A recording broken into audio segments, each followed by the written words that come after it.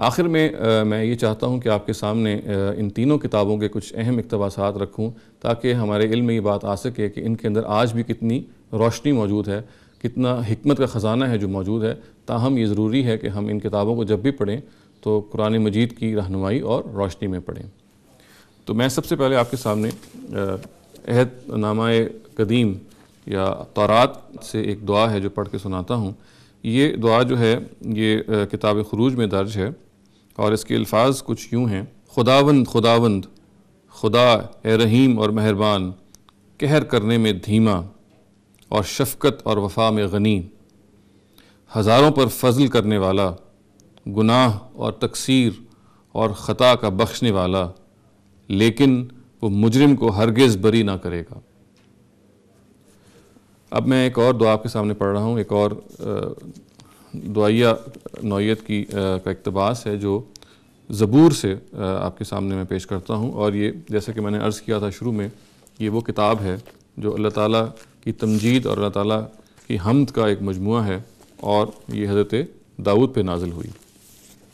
یہ 86 نمبر جو مزمور ہے میں اس سے آپ کو پڑھ کے سنا رہا ہوں۔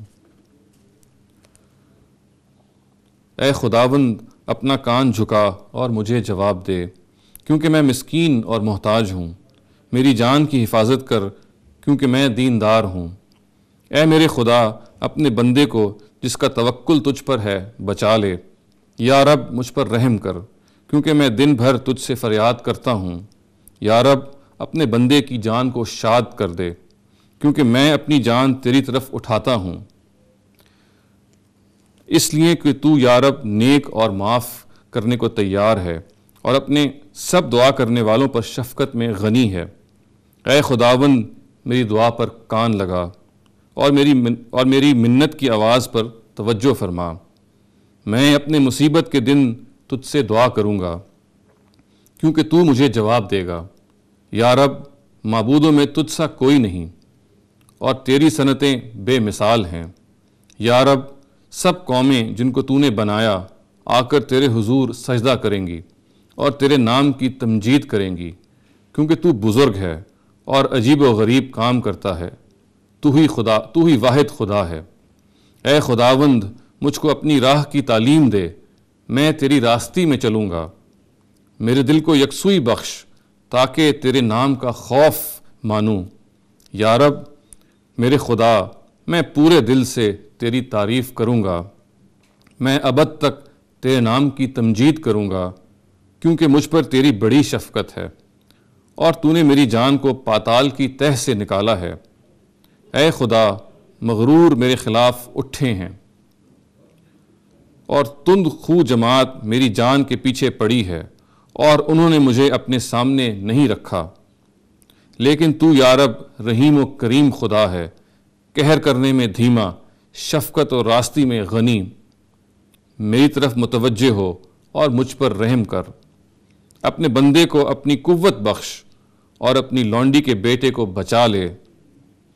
مجھے بھلائی کا کوئی نشان دکھا، تاکہ مجھ سے عداوت رکھنے والے اسے دیکھ کر شرمندہ ہوں، کیونکہ تو نے اے خداوند میری مدد کی اور مجھے تسلی دی ہے۔ اب میں آپ کے سامنے انجیل لوقا سے ایک دعا ہے جو حضرت مسیح کی طرف منسوب ہے، اس کو پڑھ کے سناتا ہوں۔ اے باپ تیرا نام پاک مانا جائے، تیری بادشاہی آئے۔